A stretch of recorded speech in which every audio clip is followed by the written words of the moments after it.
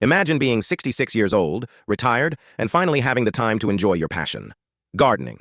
For one woman, that passion was roses. Over the years, she transformed her front yard into a beautiful rose garden.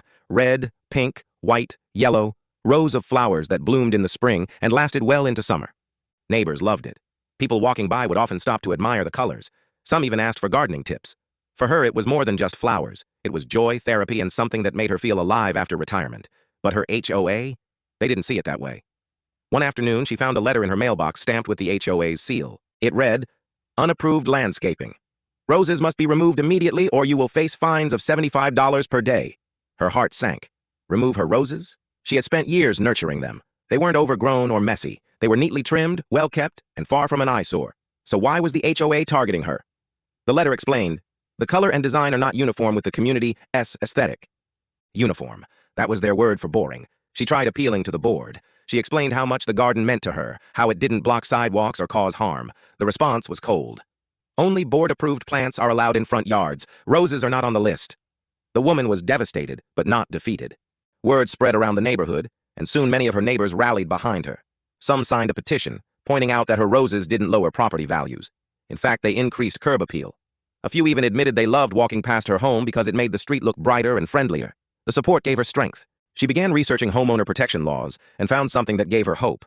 In her state, HOAs couldn't unreasonably restrict landscaping choices if they were safe, well-maintained, and within property lines. Armed with the law and the petition, she prepared for the next HOA meeting. The room was tense when she walked in, clutching her binder of evidence. The board members sat stiffly at the front, expecting her to quietly back down. But instead, she stood tall and addressed the room.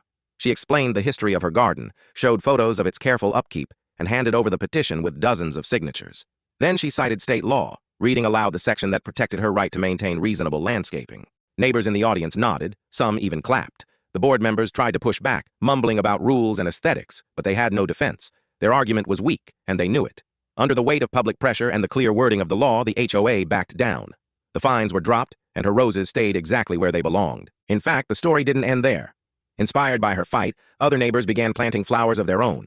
What was once a dull, uniform street slowly became a row of colorful gardens, each adding character and beauty to the neighborhood.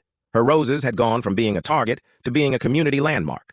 This story shows how HOAs sometimes crush creativity in the name of control. But it also shows that when you stand your ground, and when your community stands with you, you can win. So tell me, would you stand up for something you love, even if it meant fighting your HOA? Let me know in the comments. And don't forget to like, subscribe, and hit that bell icon, because every week we share the craziest HOA and entitled neighbor stories you won't believe.